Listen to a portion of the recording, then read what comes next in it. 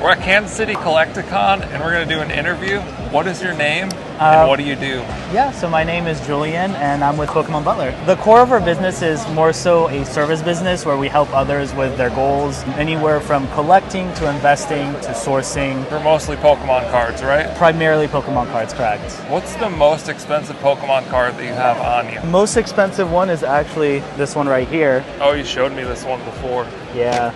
So it's actually a 1995 Blueback Topps on Charizard in a gem mint can. There's only 25, 26 of them in the world, and very fortunate to have this part of our collection. So you do a lot of buying and selling in Japan as well, correct? That is correct. So we recently opened an office end of last year. Having that office allows us to essentially buy and source a lot of really interesting, unique cards directly from Japan. Nice. What's your favorite payment app to use? Ooh, my favorite payment way is definitely the cash. It's nice and easy. When it comes to the apps, it really depends. We primarily use PayPal.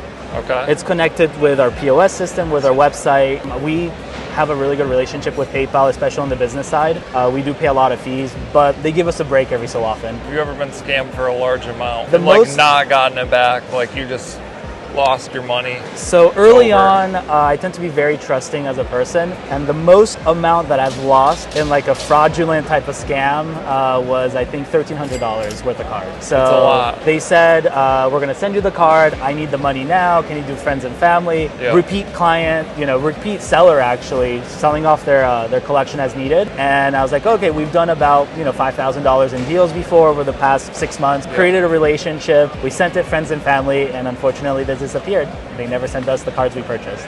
You hate to see it. It really is. It's a lesson learned at the end of the day, yeah. But we always recommend using the goods and services. You do pay a little extra for the insurance. And for the most part, as long as you document your purchases well, PayPal has your back. We did have an issue last Collecticon in Dallas where someone picked up a $2,500 card. So that was very unfortunate. Like off the table? Off the table, just Damn. under our nose. So since then we added, security measures, cameras, inventory, making sure that we always have eyes on all our items. Oh, so you got cameras up here? We did install cameras. We have cases, we have plexiglasses to put stuff behind like a closed off area. For sure. And then, inventorying your cards is always really important. So you know exactly what you come to the con with, what we've purchased, what we've added onto our inventory, and once we finalize the tally, we know exactly what we sold. So you're on point.